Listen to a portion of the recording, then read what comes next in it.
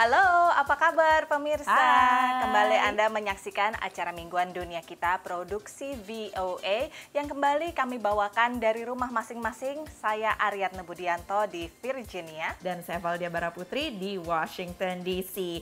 Anda gimana nih rencana untuk 4th of July? Mau ngapain aja nih di masa pandemi ya?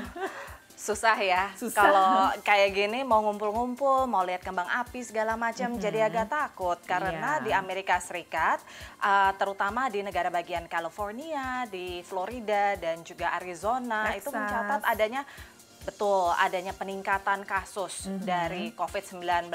Jadi aku ya kalau misalnya kita keluar juga nanti jangan-jangan kita menambah statistik lagi, Val. Iya, jangan sampai ya. Nah, Val, mengingat pandemi ini gimana ya kalau misalnya tidak ada perayaan besar-besaran seperti biasanya? Ya, nah kalau berdasarkan pengamatan saya ini di banyak negara bagian ini sepertinya 4th of July sekarang digunakan untuk merefleksi diri. Ada Betul. patung-patung dengan sejarah kelam di Amerika yang dirobohkan misalnya. Kemudian di Ya. satu negara bagian bahkan akan mengganti bendera negara bagian itu karena sejarahnya yang berkaitan dengan perbudakan dan rasisme. Seperti apa cara Amerika merefleksi diri pada tahun ini di hari Ya, kemerdekaannya? 4th of July. Ini dia liputannya. Patung Presiden ke-26 Amerika Serikat Theodore Roosevelt telah berdiri di depan Museum of Natural History kota New York sejak 1939. Berdiri di kedua sisinya seorang suku asli Amerika dan pria berkulit hitam. Bagi sebagian orang, patung itu memamerkan kolonialisme dan supremasi kulit putih. Patung ini adalah salah satu yang diminta diturunkan oleh pengunjuk rasa, termasuk patung lainnya yakni patung Christopher Columbus. Christopher Columbus being pedestalized and lionized like that is similar to Roosevelt being on a high horse. And just like he needs to come down off his high horse, we need to take Columbus off of his pedestal. Because he doesn't represent what this land was once representative of. This was the island of Manhattan. I think a lot of people, it offends them because it's sort of like, we act like we discovered this country first. There were humans living here for thousands of years, so we didn't discover anything, we took it. Meski demikian, Gubernur New York Andrew Cuomo yang berlatar belakang keluarga Italia Amerika terpandang ingin patung tetap berdiri. I understand the feelings about Christopher Columbus and some of his acts, which nobody would support.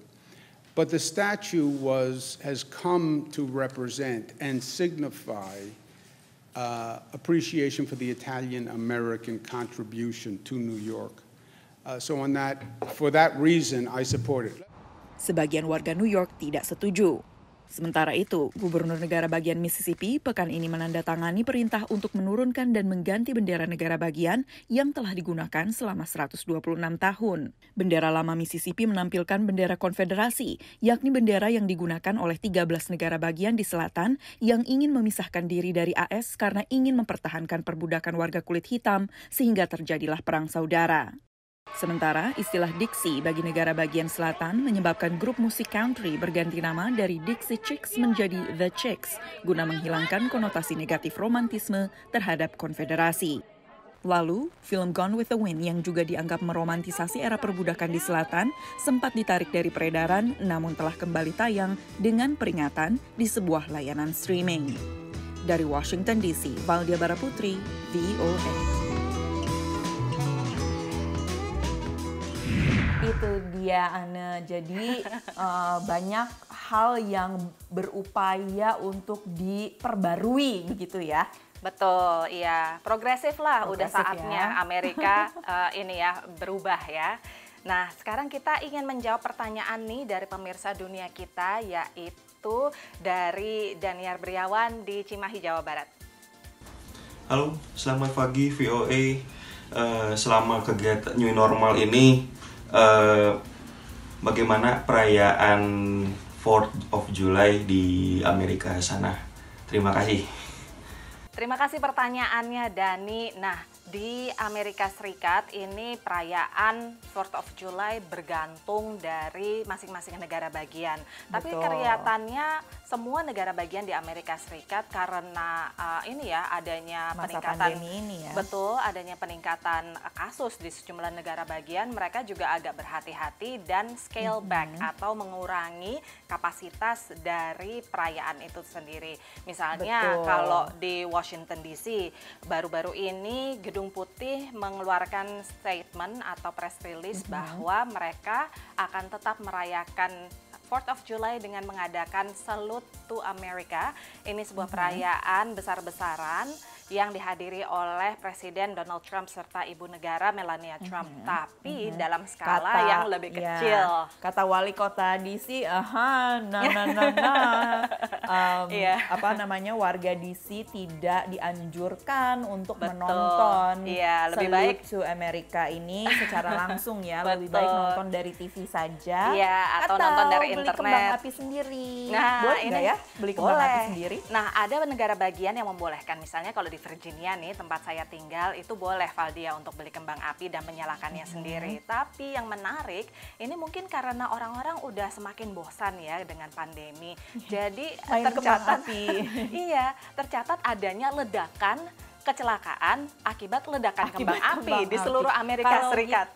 Kalau gitu beli kembang apinya yang kecil-kecilan aja deh, yang Iya. itu tuh yang sparkles itu loh, yang sparkles yang suka dipegang buat gitu. di ini kue ulang tahun gitu. Kalau di sini Itu nggak masih ada nggak apa-apa. kembang. Kalau di sini nggak ada petasan ya, nggak ada petasan kalau di sini ya. Ada. Oh gitu ada juga. Firecracker. Tapi kalau petasan ada. yang cengek-cengekan gitu nggak ada. Nah, itu nggak tahu deh, soalnya juga nggak pernah Cabe-cabean nyari. Mungkin ya, mungkin. Kalau lagi Hari Raya Imlek mungkin ada juga ya yang jual. Ya. Nah, pemirsa Dunia Kita, harap tetap nonton Dunia Kita karena Ya. kita akan kembali setelah yang satu Satu ini. ini.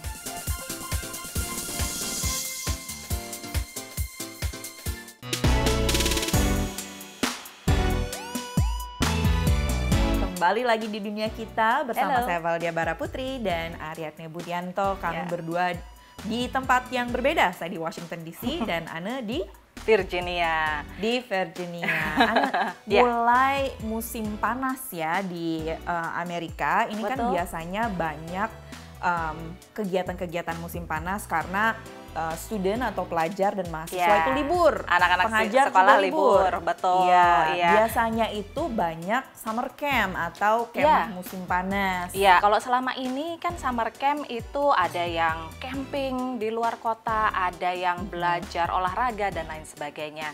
Nah, tapi selama pandemi ini pusat-pusat kegiatan olahraga atau gym itu kan berkurang kapasitas operasinya. Iya, betul. Antara 30 sampai 50%. Nah, rupanya ada bisnis diaspora yang berkecimpung di bidang badminton yang mengajarkan anak-anak selama musim panas ini dan mereka sudah mulai beroperasi 50%. So we put them assign them on each chair, so they can use it for entire day.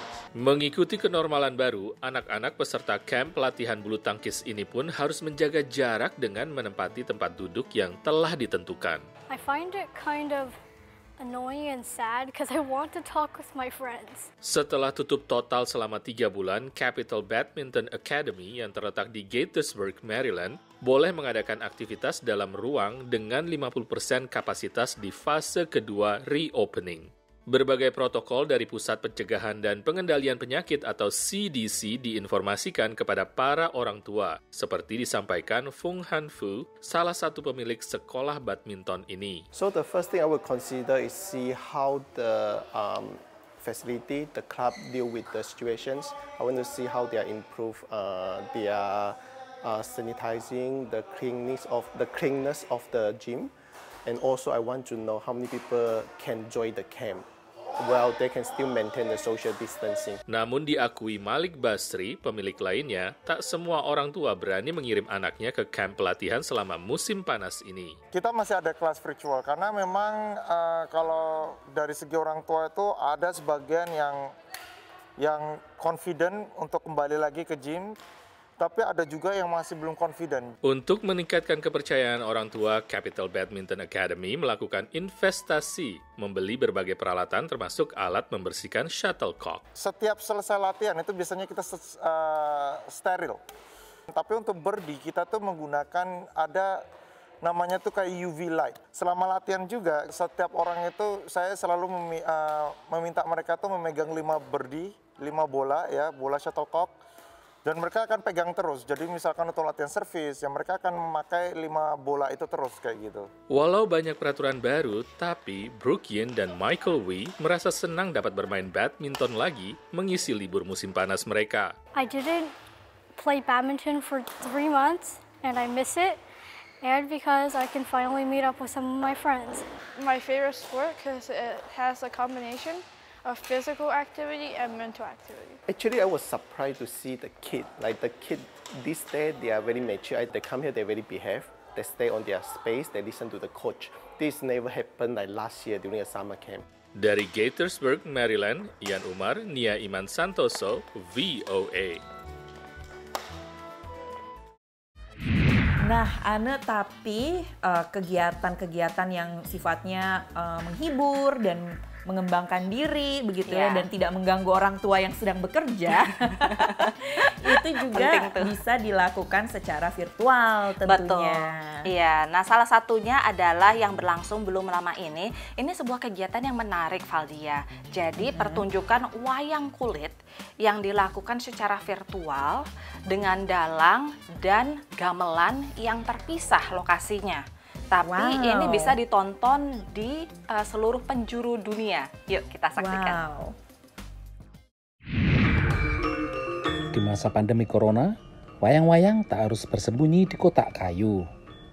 Mereka masih bisa menghibur warga Amerika lewat pagelaran wayang virtual. Meski penonton tidak bisa melihat sosok dalang atau penabuh gamelan, mereka menikmati pagelaran wayang yang berlangsung 45 menit dengan cerita Hanuman Duta ini. It was groundbreaking performance in a way that was, as you say, very challenging because he didn't have a live group behind him.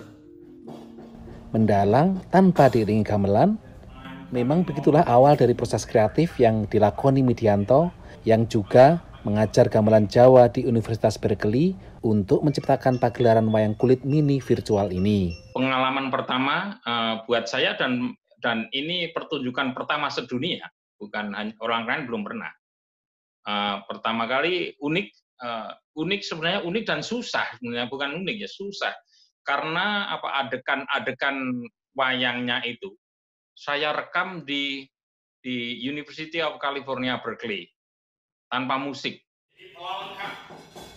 Hasil rekaman video mendalang dengan kamera telepon genggam itu kemudian ia kirim ke Indonesia untuk diisi iringan gamelan yang dimainkan beberapa mahasiswa Institut Seni Indonesia di Solo yang tergabung dalam Sanggar Murti Raras. Untuk musik itu yang paling sulit adalah irama, ketukan, karena kan video dari sana tidak menggunakan ketukan. Jadi kita harus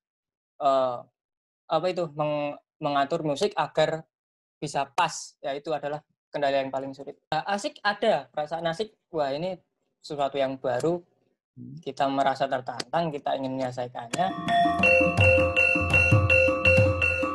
Suntingan video hasil kolaborasi jarak jauh ini kemudian dikirim ke New York untuk ditayangkan lewat Zoom, Facebook, dan YouTube yang tidak hanya bisa ditonton di Amerika tapi juga di 4 benua lainnya. Siapakah yang menikmati betul-betul itu roh pertunjukan wayang? Ya hanya orang-orang dalam sekitar di situ, pekarangan. Tapi plus kita yang sekarang 5 benua kan. Nah, jadi plus minusnya ada. Penggagas acara ini, Lia Suntoso juga mengakui bisa jadi pertunjukan virtual mengorbankan aspek estetika. Tapi lewat kemasan seperti ini, ia berharap semakin banyak orang menonton pertunjukan wayang kulit. Vision saya adalah bagaimana menjadikan wayang itu mainstream entertainment. Kalau misalkan diplomasi budaya adalah salah satu komponen yang bisa menjadikan itu mainstream entertainment, ya jadilah. Kan begitu. Pertunjukan perdana ini menjadi pertanda baik karena selain ditonton banyak orang, juga telah dicatat dalam rekor Muri sebagai pertunjukan wayang virtual pertama dalam bahasa Inggris. Supriyono, VOA. Nah pemirsa, kita masih punya liputan lainnya mengenai penggunaan teknologi di masa pandemi ini. Tapi jangan kemana-mana, kita istirahat dulu, tetap di Dunia Kita. Dunia Kita.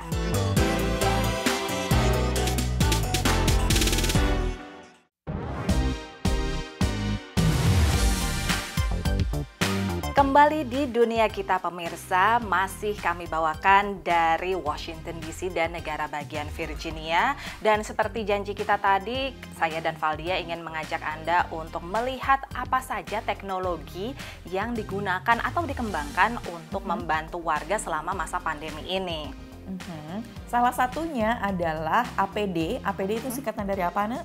Alat pelindung diri. Jadi alat pelindung diri yang biasanya digunakan oleh tenaga kesehatan sekarang bisa juga dilengkapi dengan teknologi untuk mengecek status kesehatan vital orang yang menggunakannya seperti suhu tubuh, detak jantung, paling penting sekarang ya kan. Ya. Di kampus Northwestern University dekat Chicago, negara bagian Illinois, peneliti memberlakukan pembatasan sosial sambil tetap bereksperimen. Salah satu tim sedang mengembangkan alat pelindung diri pintar guna membantu mengatasi pandemi COVID-19. Right now we're working on what we call smart PPE, so smart personal protective equipment. You can think of this as face masks with tiny sensors in them to detect all kinds of things from symptoms of COVID to fatigue to even does this mask fit on my face? Am I wearing it properly? Tantangan utama adalah membuat APD pintar tanpa baterai yang murah serta bisa diproduksi secara massal hanya dalam beberapa bulan saja. Once we engineer enough where it could be deployed in a very large batch, the economies of scale would bring this way down. Because basically, once we throw away this battery, which is one of the really hard parts to minimize cost at scale, it's just building a really tiny computer.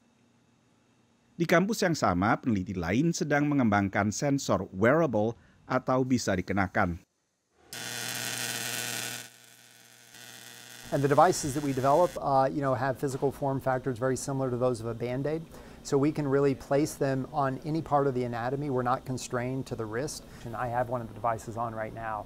So it sits at the base of the neck, right, above the collarbone. And we initially developed this device to measure speech and swallowing activity in stroke survivors. Alat ini pun akhirnya dimodifikasi guna merespons virus corona. Perhaps this system could be tailored to monitor the key respiratory symptoms associated with COVID-19, which are shortness of breath and coughing. Dalam 3 pekan, alat ini telah diedarkan ke sejumlah fasilitas medis di sekitar Chicago, sehingga membantu mengumpulkan data soal COVID. We're in a number of different conversations with companies who want to deploy these devices on their employees so they can sort of track their employee health. But we also have spin-out companies that serve as a vehicle for sort of a broader commercially oriented deployment that allows us to hit levels of scale that we just can't support with philanthropy and foundations and federal research grants. Baik APD pintar maupun pemantau tenggorokan pintar nantinya juga bisa menghasilkan teknologi baru guna mengatasi tantangan dunia kesehatan berikutnya. Demikian laporan tim VOA. Nah, ini ada sebuah teknologi yang dulunya diciptakan untuk membantu orang-orang yang terkena bencana banjir di kota Houston, Texas. Nah, ternyata bisa dipakai juga untuk membantu orang di masa pandemi ini. Untuk melacak bagaimana kondisi pangan mereka begitu ya, Nek ya. Betul. Jadi siapa yang membutuhkan makanan atau butuh bantuan dengan segera begitu bisa dilacak dengan teknologi ini. Dan yang penting adalah bisa menyatukan antara warga yang membutuhkan dengan para relawan. Inilah kegiatan Paul selama pandemi. Beberapa kali dalam seminggu sejak pertengahan Maret, Paul Middendorf bekerja sukarela untuk Crowdsource Rescue, organisasi sosial di Houston, Texas, yang mempertemukan sekitar 1.500 relawan dengan warga yang membutuhkan. Paul menjemput paket-paket dari bank makanan dan mengantarnya ke warga yang terdampak pandemi. Most of our people that we're delivering to are above the age of 65. They're scared. It is a scary time. I had to close my business. The quarantine for anyone is dreadful. You know, when you live by yourself, it's a lot. Baginya menjadi relawan adalah terapi.